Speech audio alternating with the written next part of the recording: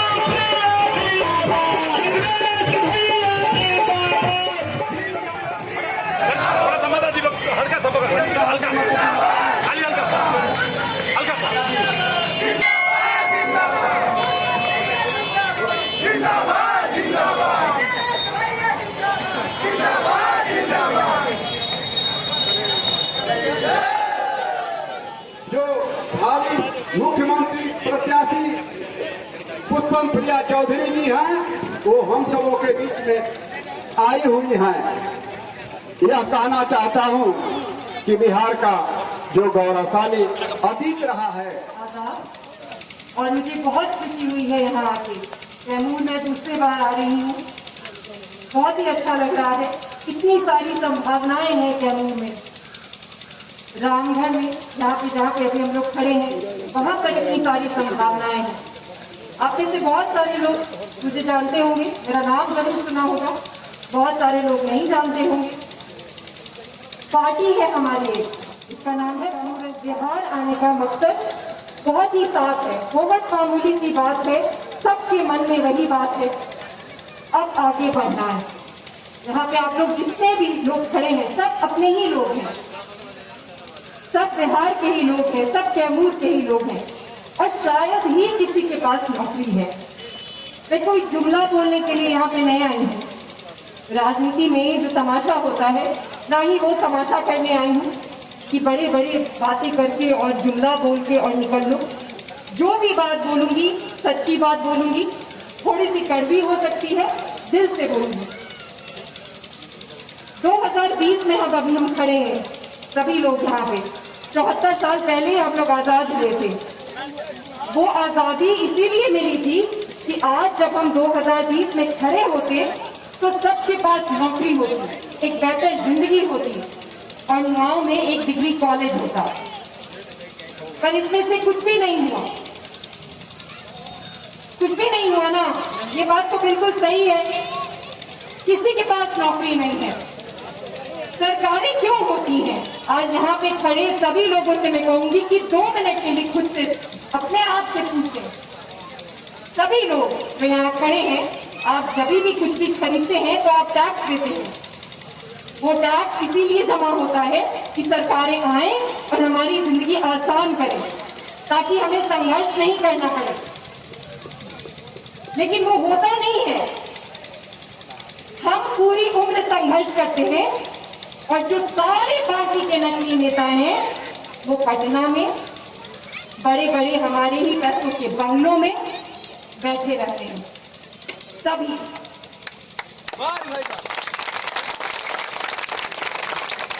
मैं हमसे दुश्मनी करने आई हूँ, मुझे बस आगे बढ़ने में इंटरेस्ट है, दिलचस्पी है।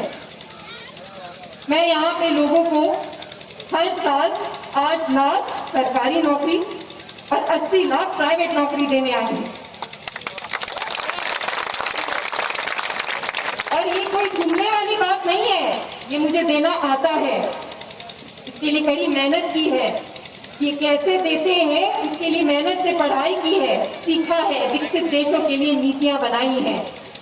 हमें आदत खत्म हो गई है बिहार में शिक्षित नेताओं को देखने की, और देश में महिला नेताओं को भी देखने की। अब आदत लगा लेनी है, क्योंकि हमें आगे बढ़ना है। पिछले 30 साल में जितनी भी उद्योग थे सब बंद कर दिए गए। अब नया नया नारा देना शुरू किया है लोगों ने, बेरोजगारी हटाएंगे। जिनकी वजह से बेरोजगारी है वो क्या बेरोजगारी हटाएंगे? सब सोचिए, अपने आप से पूछिए, हम सब एक ही हैं।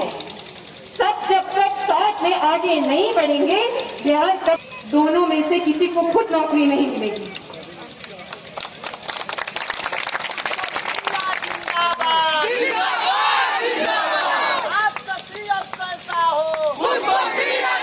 गरीबी ही हटाओ नारा दे रहे हैं। गरीबी हटाओ का वही मतलब होता है 400 रुपया पेंशन दे देना, हर चुनाव में ऐसे 400 रुपया कुछ दे देना। 4500 विभाग को अच्छे से काम करने की जरूरत है। हम क्यों पूरे देश में सबसे पीछे हैं? बाकी सारे राज्यों को उतना ही पैसा मिलता है जितना हमें मिलता है। हमें तो और भी ज्यादा मिलता है क्योंकि हम बीमारू राज्य हैं, तो हमें केंद्र से और भी ज्यादा पैसा आता है। तो कहाँ जाता है वो पैसा? पता नहीं चलता, मुझे तो कहीं नजर नहीं आता।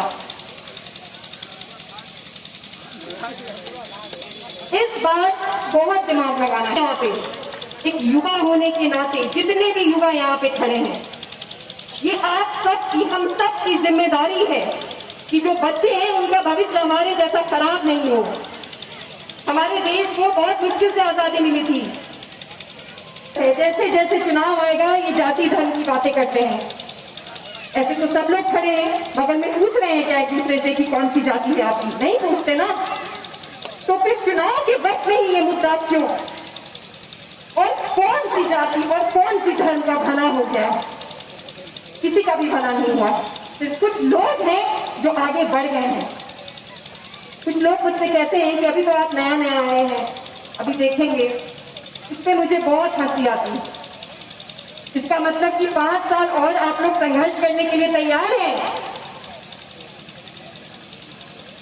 2 लोग हैं, दोनों को देख चुके हैं।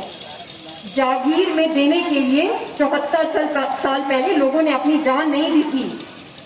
रामगढ़ में इतनी बातें बना रही हूं, अगर 5 साल के बाद नहीं करूंगी तो मुझे भी हटाने की जरूरत होगी। नेता नहीं चाहिए कि उनसे जाके बात करने का मन करे, उनसे डर नहीं लगे या गुहार नहीं लगानी पड़े कि हम आपसे कब मिल लेंगे। साफ छवि वाले नेता होने चाहिए। और वैसा नेता मैंने आपके लिए चुना है। यहाँ पे एक शिक्षित व्यक्ति इंद्रेश जी। आप कहते थे विकल्प नहीं है, इस बार विकल्प है और बहुत लंबे वक्त के बाद बहुत ही बेहतर विकल्प है।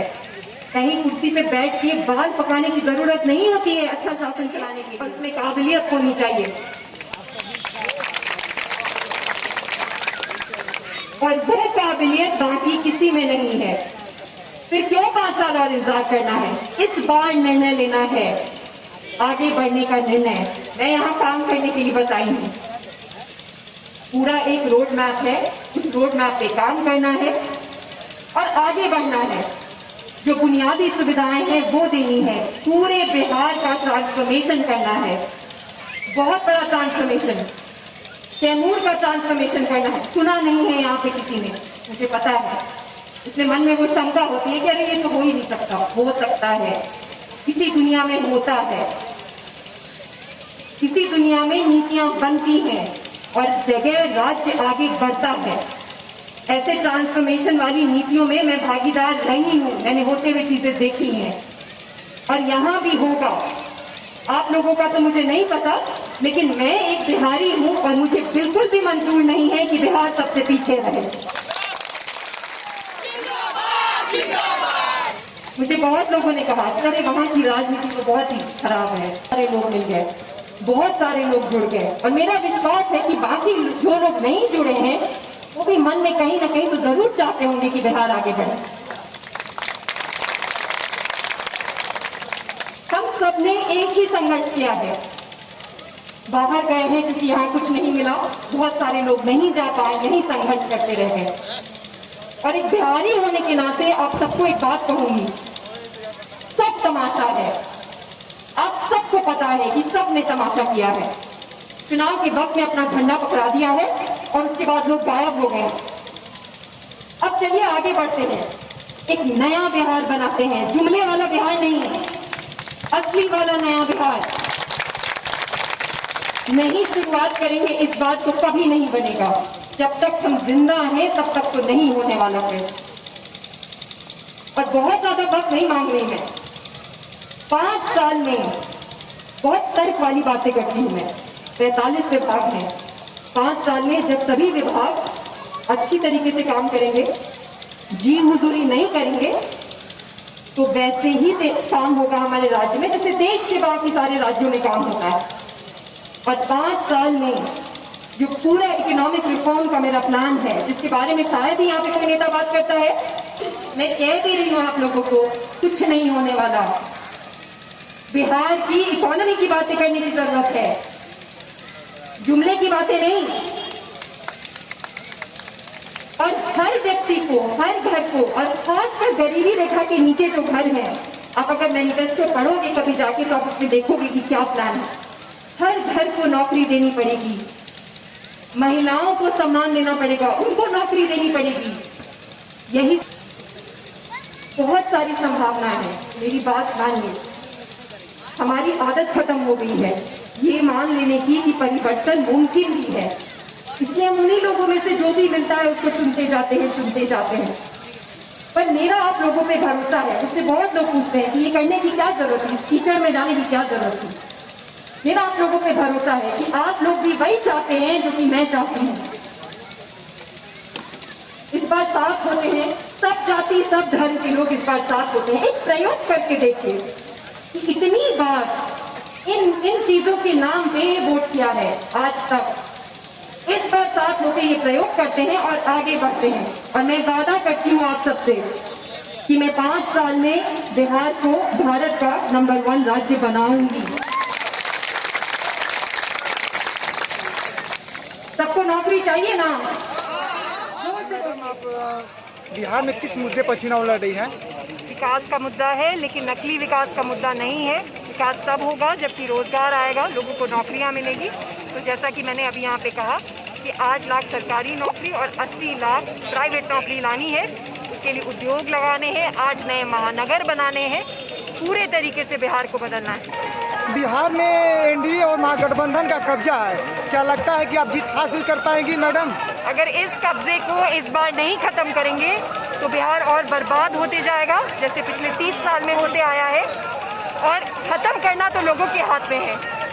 एक ही बटन दबाना पड़ता है, एक ही बार विचार करना पड़ता है, सोचना पड़ता है कि आगे बढ़ना है या वो 30 साल का जो तमाशा है उसको आगे बढ़ाना है। मैडम कितनी सीट पर आपकी पार्टी बिहार में जीत पाएगी?